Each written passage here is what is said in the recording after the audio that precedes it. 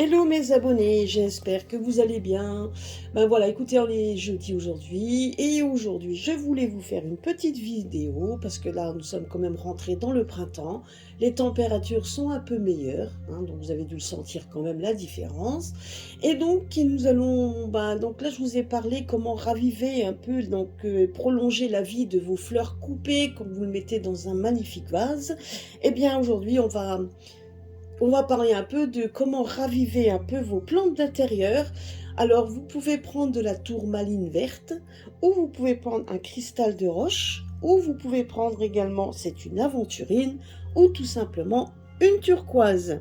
Donc, c'est une des trois pierres, hein. Vous n'êtes pas obligé de prendre, vous en prenez qu'une, hein. Donc, en tout cas, vous pouvez après, si vous avez plusieurs plantes vertes chez vous, vous pouvez prendre les cristaux que vous mettez, sachant qu'un cristal ira dans chaque pot. Donc voilà, hein, vous pouvez le mettre. Vous pouvez donc associer donc toutes ces celui-ci avec la tourmaline verte également.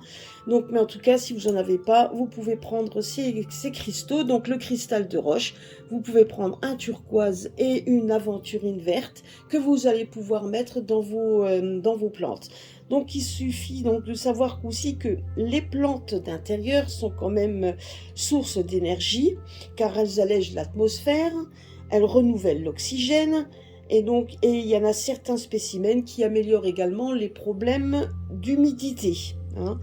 Alors si maintenant vous remarquez que vos plantes vertes font un peu la tête, donc elles ont du mal à grandir, que vous voyez que les feuilles commencent à flétrir, qu'elles commencent même à avoir des petites taches sur vos plantes, etc. Il suffit donc déjà donc on va changer le terreau. Vous allez changer le terreau, vous allez donc changer donc de pot, vous allez couper tout ce qui est fané, toutes les feuilles malades, etc. Vous allez le couper. Puis, à ce moment-là, vous allez prendre un des cristaux. Donc, si vous avez plusieurs plantes, vous pouvez prendre donc ces cristaux-là à chaque fois. Maintenant, pour une plante verte, vous allez prendre votre cristal, donc que vous allez mettre dans votre main, dans vos mains, hein. Donc là, je vous mets juste ma main parce que si vous voulez jumer les deux, vous ne verrez rien. Donc vous allez prendre le cristal, vous allez le mettre dans votre main et vous allez demander justement à votre cristal qu'il donne l'énergie nécessaire à votre plante pour qu'elle puisse être de nouveau, pour qu'elle puisse repartir de nouveau, avoir assez d'énergie pour pouvoir redémarrer, pour être beaucoup plus jolie et pouvoir aussi prendre de l'essor. Donc, et après, donc, il suffit, donc, une fois que vous avez fait ça, il suffira, en fait, de mettre, donc, une fois que vous l'avez bien rempoté, etc., vous allez mettre donc, le cristal légèrement dans la terre, hein. Vous allez donc le mettre dans la terre légèrement, de façon à ce qu'il reste debout, et donc la pointe de la pierre, doit aller là où il y a les feuilles qui tombent, vous voyez, donc là où il y a donc elle doit vraiment avoir la pointe dirigée vers les feuilles, hein. Donc là, vous avez donc on doit voir la pierre, donc légèrement enfoncée, hein. Donc là, on va dire jusque là où, donc imaginez que là c'est la terre, hein, là où il y a mes doigts, c'est la terre. Vous allez la mettre ici et vous allez faire en sorte que la pointe aille vers les feuilles qui tombent. Et vous verrez que avec le temps, votre plante va refleurir, elle va reprendre, elle va reverdir, elle va s'épaissir, etc. Idem avec un morceau de turquoise, donc essayez de prendre des turquoises. Donc il existe des morceaux de turquoise brut, hein.